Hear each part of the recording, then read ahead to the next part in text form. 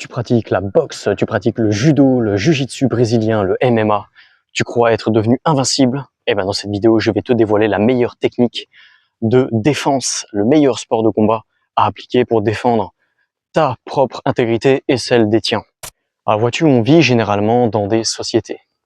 Et une société, c'est un ensemble d'individus qui décident, dans la forme démocratique contemporaine en tout cas, de manière commune quel sera leur destin. En France, les lois que les forces de l'ordre appliquent, c'est-à-dire les fonctionnaires armés de l'État, sont déterminées par une assemblée et un Sénat.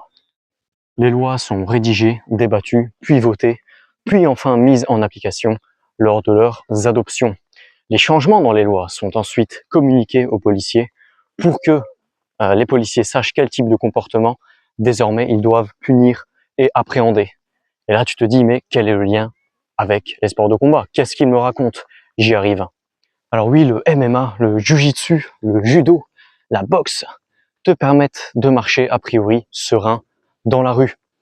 Et la question, toute la question, et le lien avec ce que je disais précédemment vient de là. De quelle rue est-ce qu'on parle?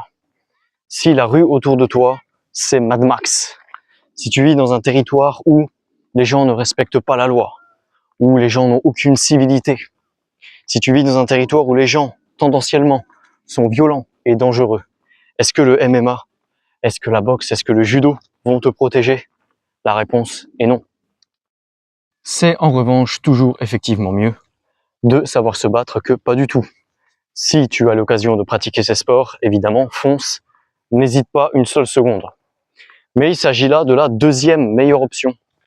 Et tu veux connaître la première, bien évidemment. Eh bien, ce n'est pas de faire preuve de psychologie envers les agresseurs, de faire preuve de judo verbal.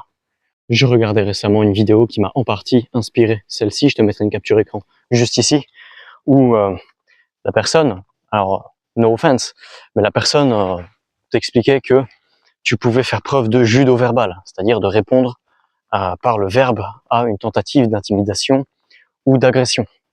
Alors le problème, quel est-il?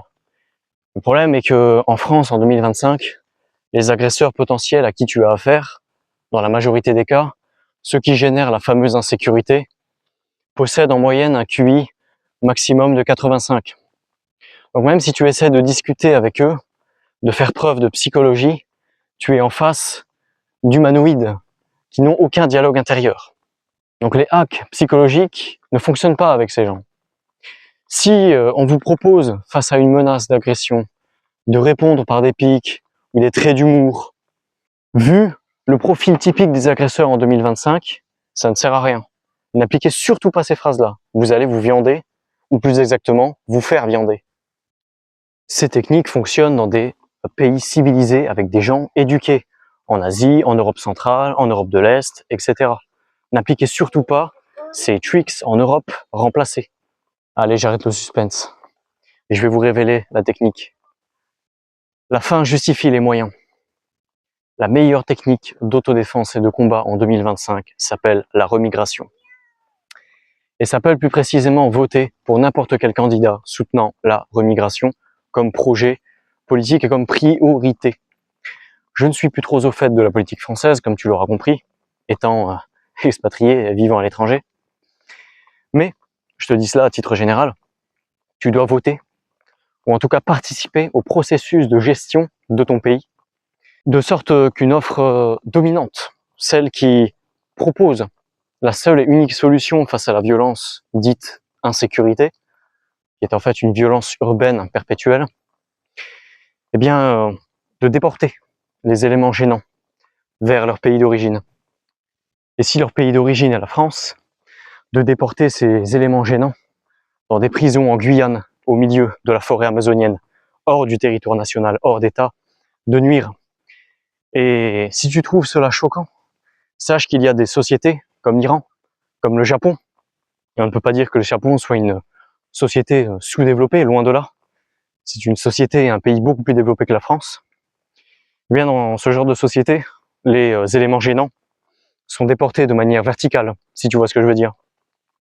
Cette insécurité n'est pas normale, elle n'a pas à être normalisée.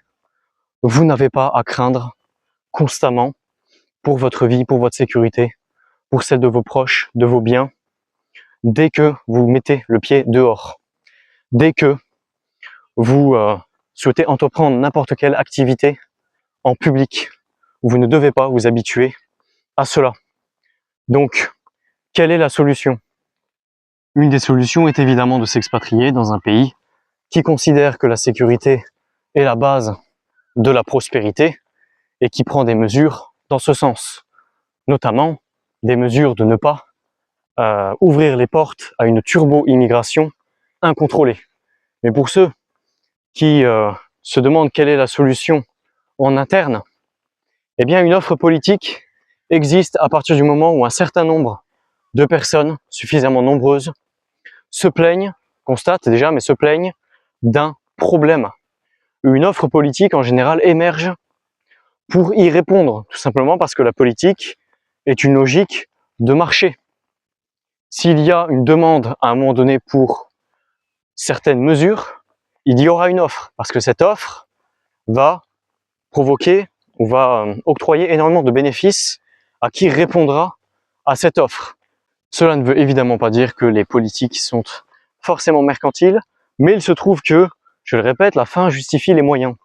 Si l'opportunité se présente de voter pour un politicien dont les souhaits sont de mettre en œuvre une remigration des populations problématiques, pourquoi laisser passer cette chance? Une fois que les éléments indésirables sont écartés de la société, soit horizontalement, soit verticalement, comme je l'expliquais, mais tu devines ce qui va se passer. Tu vas te remettre à travailler, tu vas te remettre à bosser normalement, tu vas te remettre à vivre sereinement, tu vas te remettre à vivre tranquillement. Vous devez être capable, vous les Français, de moduler vos niveaux de violence en réponse aux événements. Le niveau de violence en France est devenu tellement élevé que sans une réponse au moins supérieure à ce niveau de violence, la situation pourrira éternellement. Retenez cette phrase. La civilisation naît par un effort initial de violence ordonnatrice.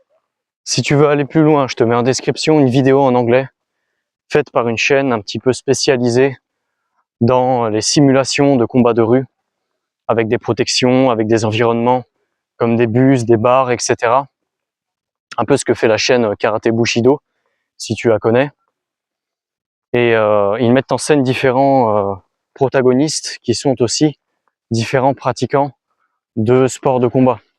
Donc on a des experts de MMA, de boxe, de kickboxing, il y a même des experts d'attaque au couteau qui interviennent, etc., etc. Donc tu verras comment ils se défendent dans des situations à peu près réelles, ou disons dans des simulations qui se rapprochent le plus possible de la réalité.